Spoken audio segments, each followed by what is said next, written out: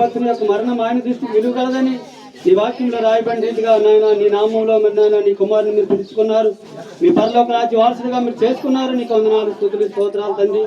మన్నెనిది వెనుకటి వలనే మంటికి చేరును, ఆత్మతాను దయచేసిన దేవుని ఎదుగు చేరునన్న మాట ప్రకారంగా నీ యొక్క కుమారుని ఆత్మ మీ సన్నిధికి మీరు చేర్చుకున్నారు. నీకు వందనాలు స్తోత్రాలు తండ్రి. ఇదిగో మరి ప్రభా నాయన నీకు వందనాలు స్తోత్రాలు. ఈ బర్లి కార్యక్రమం అంతట్లో మీరు ఉన్నందుకే నీకు వందనాలు స్తోత్రాలు చెల్లిస్తున్నాం తండ్రి. ఇదిగో మరి ప్రభా మీ సేవకురాలు మీ సేవకులందరినీ మీరు వాడుకోండి, బలపరచండి అయినా సహాయం చేయండి. నీకు వందనాలు స్తోత్రాలు తండ్రి. గొప్ప దేవుడా నీకు వందనాలు తండ్రి. యెహోవాని ఎరుగుట నిత్య జీవమని నీ వాక్యంలో రాయబడింది తండ్రి. నీకు స్తుతులు స్తోత్రాలు తండ్రి.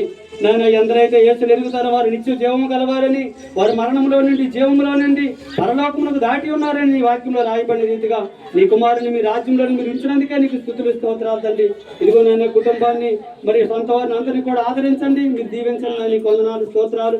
ఈ యొక్క నాయన తండ్రి సమాధి కార్యక్రమం ద్వారా కొన్ని ఆత్మలైనా మీరు కదిలించండి తండ్రి. నీకు వందనాలు స్తుతులు స్తోత్రాలు చెల్లిస్తూ స్తుతిస్తూ ఈ కార్యక్రమం అంతటినీ కూడా మీ నామానికి మహిమకరంగా మీరు నడిపిస్తారని నన్ను స్తుతిస్తూ అల్పులను అయోగ్యుని ఎందుకు పనికిరంటూ